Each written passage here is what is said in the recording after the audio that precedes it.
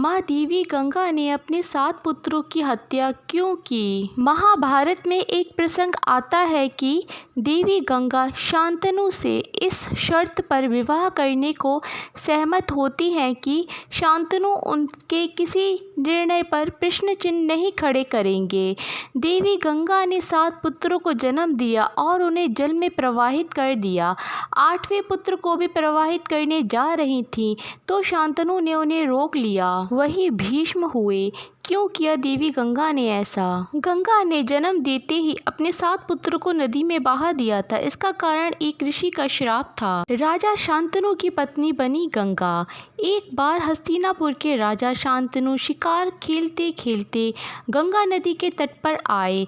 यहाँ उन्होंने एक परम सुंदर स्त्री, वह स्त्री देवी गंगा ही थी, को देखा। शांतनु ने उनसे विवाह का निवेदन किया। उस स्त्री ने कहा कि मुझे आपसे विवाह करना स्वीकार है, लेकिन मैं तब तक ही आपके साथ रहूंगी जब तक आप मुझे किसी बात के लिए रोकेंगे नहीं, न ही मुझसे कोई प्रश्न पूछेंगे। ऐसा होने पर मैं तुरंत आपको छोड़कर चली जाऊंगी।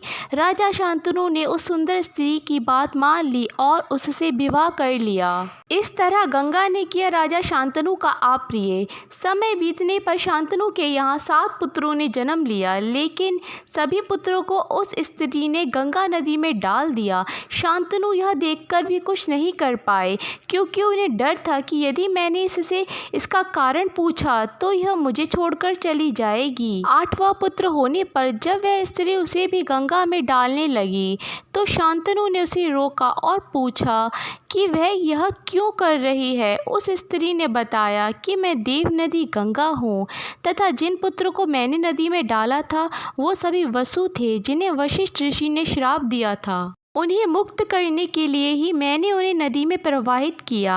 आपने शर्त ना मानते हुए मुझे रोका, इसलिए मैं अब जा रही हूँ। ऐसा कहकर गंगा शांतनु के 8वें पुत्र को लेकर अपने साथ चली गईं। वसुओं ने क्यों लिया गंगा के गर्भ से जन्म?